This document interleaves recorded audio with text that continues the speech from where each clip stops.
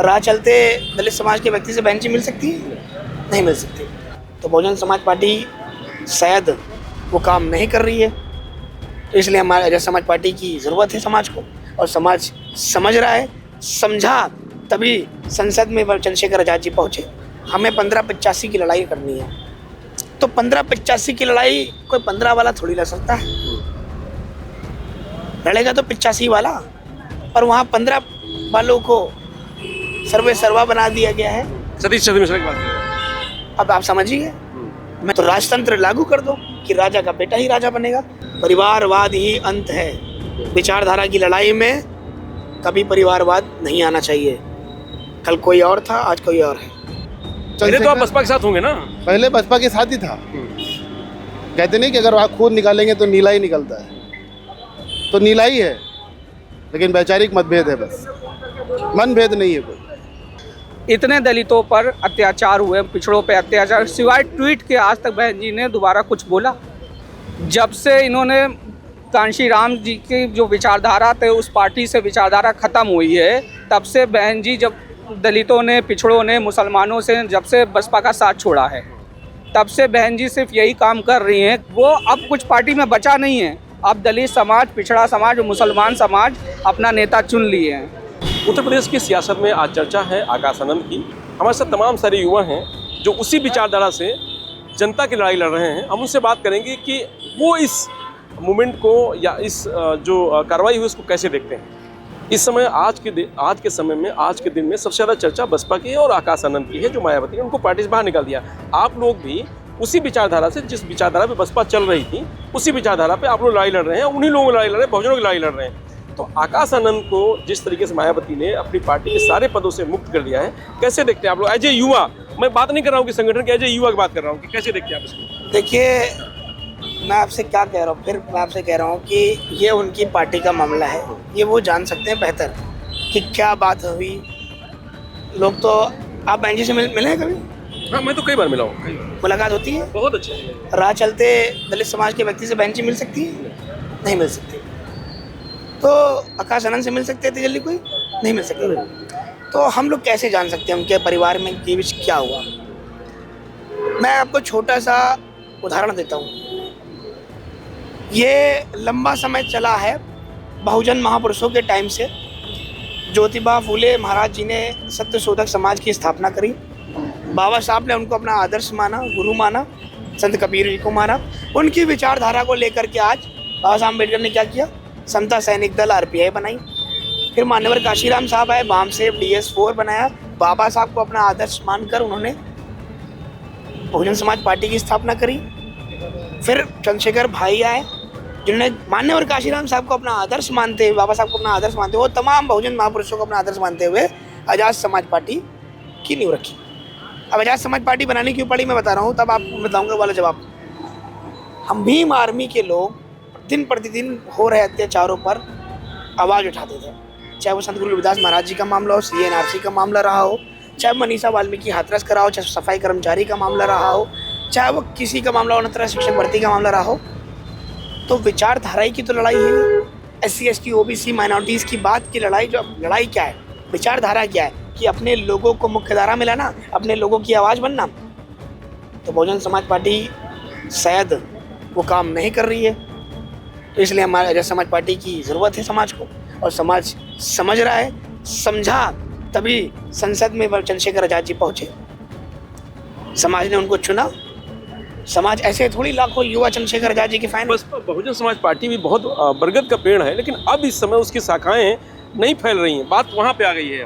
देखिए, हमने क्या कहा, बहुजन समाज पार्टी में जब एक कहावत चलती थी कि हमें 1585 की लड़ाई करनी है, तो 1585 की लड़ाई कोई 15 वाला थोड़ी लड़ सकता है, लड़ेगा तो 85 वाला, और वहाँ 15 वालों को सर्वे सर्वा बना दिया गया है। सतीश चंद्र मिश्रा की बात करें, अब आप समझिए, मैं नाम क्यों लूँगा, आप समझदार ले लिया आपने नाम, अच्छी बात है। तो पार्टी का पतन तो वहीं से स्टार्ट हो गया। लेकिन आकाश आनंद तो है ना 85 में, तो आकाश आनंद क्यों जरूरी है? यही है तो अमित शाह का बेटा क्या गलत कर रहा है? जय शाह को क्यों गलत सलत कह रहे हो? बताओ, सही कह रहा है। राहुल गांधी क्यों गलत कह रहे हो? सही तो है वो। तो राजतंत्र लागू कर दो कि राजा का बेटा ही राजा बनेगा। संघर्ष करके आए हुए व्यक्ति चंद्रशेखर आजाद, समझ में नहीं आ रहा है क्या लोगों को, दिख नहीं रहे। चंद्रशेखर आजाद जी जमीन से उठ करके आए हैं, किसी राजा ने उनको पेश नहीं किया है जनता के समक्ष। परिवारवाद को मायावती हमेशा दूसरे पर थोपती थी कि भाई परिवारवाद, लेकिन अब खुद परिवारवाद में उलझ गई हैं। तो परिवारवाद ही अंत है। विचारधारा की लड़ाई में कभी परिवारवाद नहीं आना चाहिए। कल कोई और था, आज कोई और है, और ये लड़ाई हमेशा चलेगी। चंद्रशेखर आजाद भाई ना पहले हैं ना ही आखिरी। ये लड़ाई लंबी चलेगी, पुरखों की लड़ाई है, सदियों से चलती चली आ रही है, क़यामत तक चलेगी।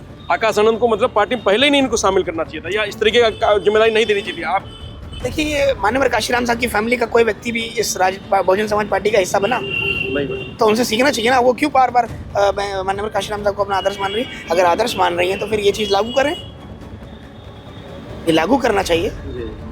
बीएसपी के भविष्य को कैसे देखते हैं आज युवा आजाद समाज पार्टी के भविष्य को देखते हैं, क्योंकि युवा ही आप देख सकते हैं चंद्रशेखर आजाद जी के साथ हैं, और युवा ही को उल्टा कर करेंगे तो क्या होता है, वायु। तो ये हवा है, ये बदल नहीं है, जुनून है, बदल देंगे। बीएसपी में जो कुछ चल रहा है कैसे देखते हैं उसको? ये एक स्टंट है, बोर्ड का षड्यंत्र, कि कैसे बहुजनों को फिर से अपनी ओर आकर्षित किया जाए और कैसे इनको अपने साथ जोड़े और फिर से हम सत्ता पे काबिल हो। लेकिन वो तो बहुजन की लड़ाई लड़ रही है, बात करें बहुजन की लड़ाई। काशीराम साहब हमेशा एक बात कहते थे कि तिलक तराजू और तलवार, उसके आगे आपको पता है। और जब ये आई सत्ता में तो उन्होंने कहा हाथी नहीं गड़े से ब्रह्मा विष्णु महेश। विचारधारा बदल गई, पूर्ण रूप से बदल गई। जो संघर्ष कर रहा है उसको आप बाहर कर रही हैं, और जो इम्पोर्टेड आ रहा है उसको आप ऊपर कर रही हैं। जो आपके साथ सड़क से लेकर संसद तक रहा, आपके लिए संघर्ष में रहा, आप उसको पहचानती नहीं है, तो आप कैसे कहेंगे कि आप बहुजनों की ऐसी है? इतने बड़े बड़े कांड हुए, बहुजनों की बहन बेटियां लूटी जा रही, मारी जा रही, घसुटी जा रही हैं, आपसे एक शब्द भी नहीं निकल रहा है बहुजन कही तैसी में। तो कैसे बहुजनिता हुई? कहाँ से आप बहुजन सुखाए बहुजनिता की बात करती है? पिछले 10 साल या 15 साल जब से गवर्नमेंट आई है विपक्ष की इनकी, आज तक इन्होंने एक बाइट भी उसके विपक्ष में नहीं बोला है।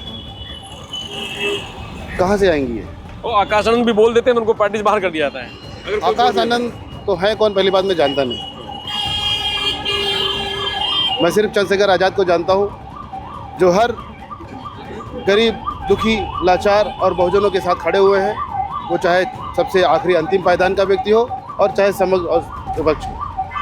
बसपा के भविष्य को कैसे देखते हैं हम लोग? बसपा का भविष्य मेरे ख्याल से अब उदय हो रहा है, एक अस्त हो रहा है।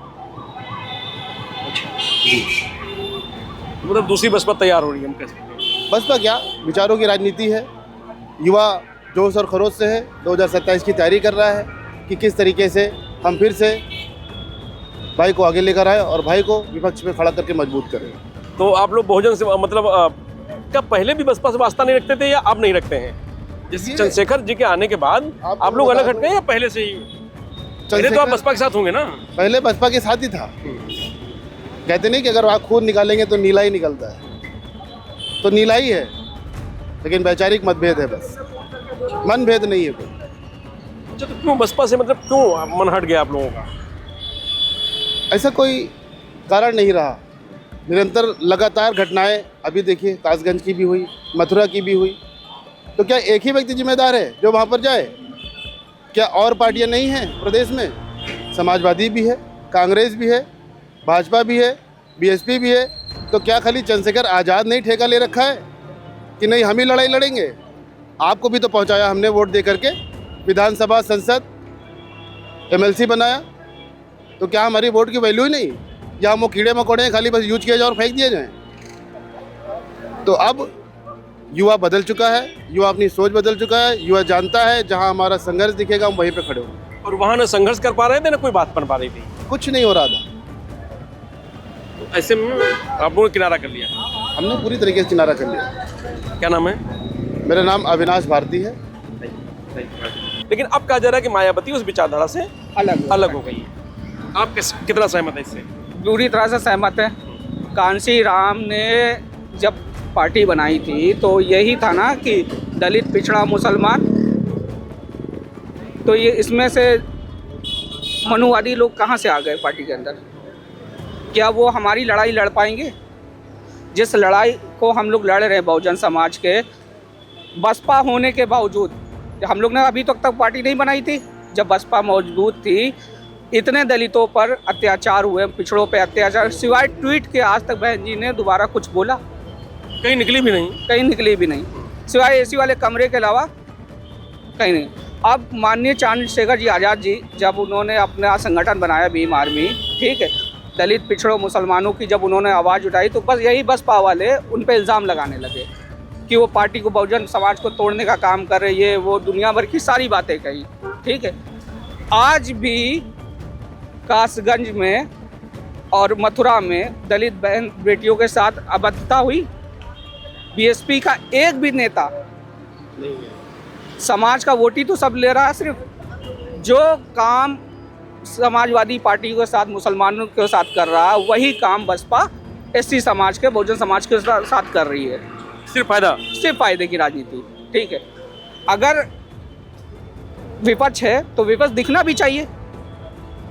आज क्या स्थिति आ गई बसपा की? आज बहुजन समाज के लोग चंद्रशेखर आज़ाद जी को क्यों इतना सराहने लगे?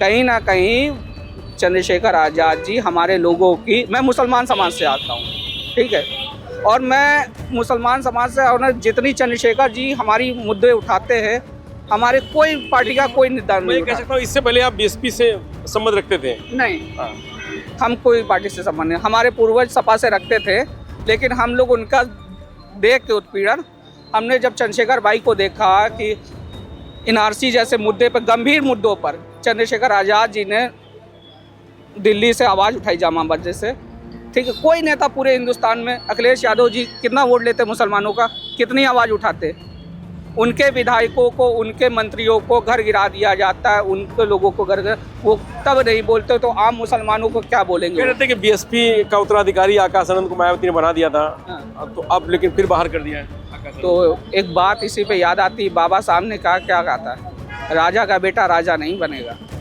अब राजा वही बनेगा जो जिसको जनता चुनेगी। हमारा राजा चंद्रशेखर आज़ाद जी है।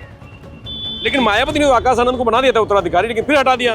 तो आकाश आनंद को हटाना और बनाना, ये सब जो चल रहा था परिवार में, जो पार्टी को लेकर कलह हुई, उसको कैसे देखते हैं? जब से इन्होंने कांशी राम जी की जो विचारधारा थे, उस पार्टी से विचारधारा ख़त्म हुई है, तब से बहन जी, जब दलितों ने, पिछड़ों ने, मुसलमानों से जब से बसपा का साथ छोड़ा है, तब से बहन जी सिर्फ यही काम कर रही हैं। कभी कांशी राम साहब की विचारधारा जो भी थी पार्टी की, हम लोग की जो है, उस विचारधारा पे कभी आकाश आनंद को हटाते हैं, कभी लगाते हैं। उससे पहले स्वामी प्रसाद मौर्य थे, उनको भी लगाया, हटाया। ठीक है, वो अब कुछ पार्टी में बचा नहीं है। अब दलित समाज, पिछड़ा समाज और मुसलमान समाज अपना नेता चुन लिए हैं, और आने वाले समय में चंद्रशेखर आज़ाद जी को मैं मुख्यमंत्री के तौर पे उत्तर प्रदेश के हम लोग देखना चाहते हैं। बीएसपी से बिल्कुल कोई, मायावती, आकाश आनंद से कोई मतलब नहीं।